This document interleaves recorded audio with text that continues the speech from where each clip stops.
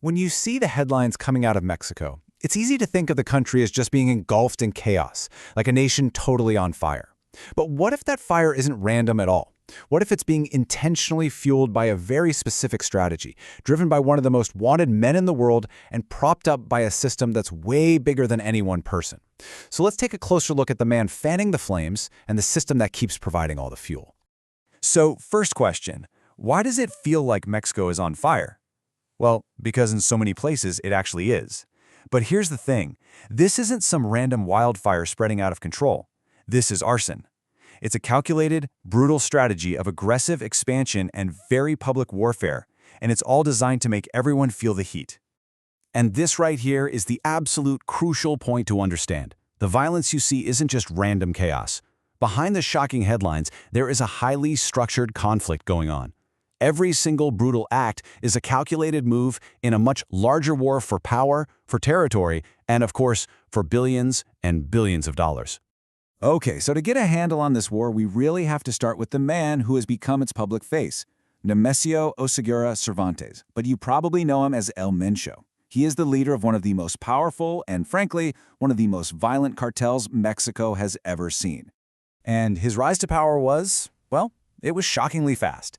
I mean, this guy went from being a pretty low-level criminal in the U.S. before getting deported to founding the Jalisco New Generation Cartel, the CJNG, right around 2010.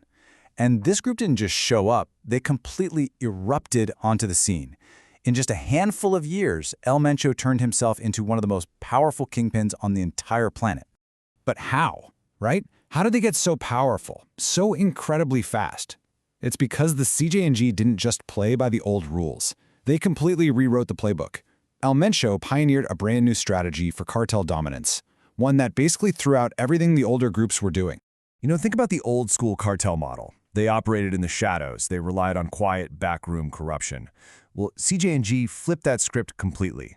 Their main tactic is loud, public, terrifying intimidation.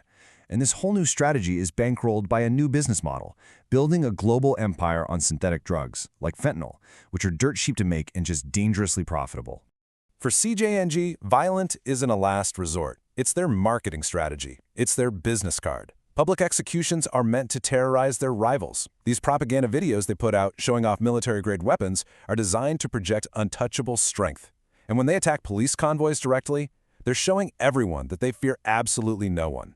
Every single move is designed to send one crystal-clear message. We have overwhelming force, and we are in charge here. So why all this violence? Why the spectacle?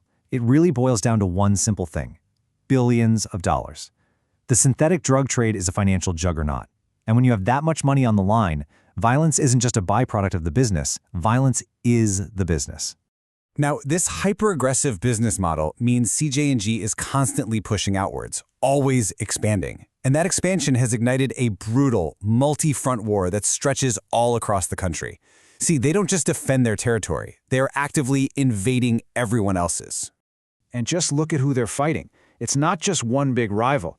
They are battling what's left of the incredibly powerful Sinaloa cartel, they're fighting smaller local cartels in key states, and of course, they're in constant conflict with Mexican government forces.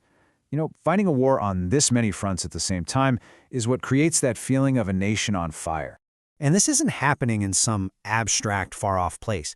This is a street-by-street war being fought in critical states like Jalisco, Michoacan, and Colima.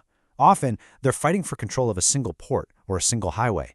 This is where the conflict is most intense, and it's where innocent civilians are so often caught right in the middle. Okay, so we've looked at the man and his brutal strategy. But this is the point where we need to zoom out, because focusing only on El Mencho is like staring at the biggest flame and completely ignoring the massive pool of gasoline that's feeding the entire fire. We have to look at the system. And this forces us to ask what might be the most important question of all. Is one man, El Mencho, truly responsible for all of this? Is he the single cause of this inferno? And the answer really is a clear no. Blaming it all on one guy is like looking at the very tip of an iceberg and pretending the colossal mountain of ice underneath doesn't exist. It's a fundamental misunderstanding of how deep this problem actually goes. You see, El Mencho is a symptom, not the disease itself. He operates within a much, much larger ecosystem. The real drivers are systemic. You've got power vacuums left over from decades of other cartels breaking apart. You have deep-rooted corruption that protects criminals. You have weak local police who are just totally outgunned.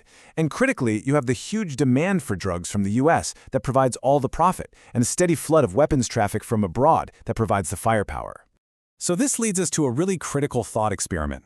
What would actually happen if El Mencho was captured or killed tomorrow? Would the violence just stop?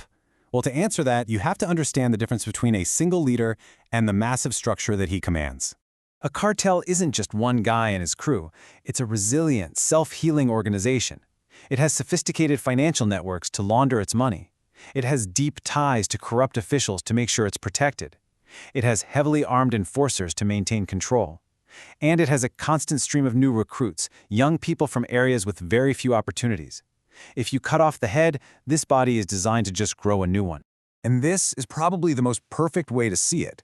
El Mencho is a product of this system, not the guy who created it.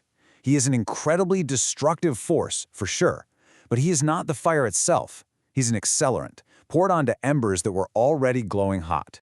Which leaves us with a final and pretty unsettling question. If you have a fire that's already raging because of dry wood, high winds, and a steady supply of oxygen, what really happens when you remove just one of the accelerants? Does the fire truly go out, or does it just wait for the next one to come along?